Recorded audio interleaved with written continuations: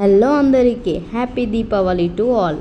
ఇదేంది దొంగల పడ్డ 6 నెలల కుక్కలు మొరిగినట్టు దీపావళి నిన్న అయితే ఇవాళ విషయం చెప్తున్నా అంటే ఇది నిన్నటి వీడియోనే పోస్ట్ చేయడం అయితే లేట్ అయిందనమాట. అందుకే ఈరోజు అయితే చెప్తున్నాను. ఇంకా దీపావళి అయిపోలేదు కదా, ఈరోజు నోములు చేసుకునే వాళ్ళకు నోములు ఉంటాయి కదా, ఇంకా దీపావళి కంప్లీట్ అయిపోలేదన్నమాట.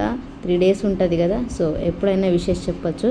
ఈవినింగ్ ఆఫీస్ నుండి వచ్చిన తర్వాత అయితే నా మోకాళ్ళలో ఉన్న మెదడుకు కొంచెం పని చెప్పి ఇగో ఇట్లయితే అలంకరణ చేసేసి దీపారాధన అయితే చేసేసామన్నమాట.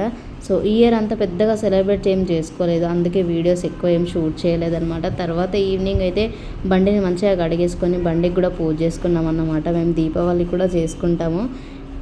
మా ఇంట్లో కొన్ని లోటోస్ ఉండే మా మర్దలు తీసుకొచ్చింది. ఆ లోటోస్తో అయితే అమ్మవారికి అయితే పూజ చేసేసిండ్రు మా ఆయన.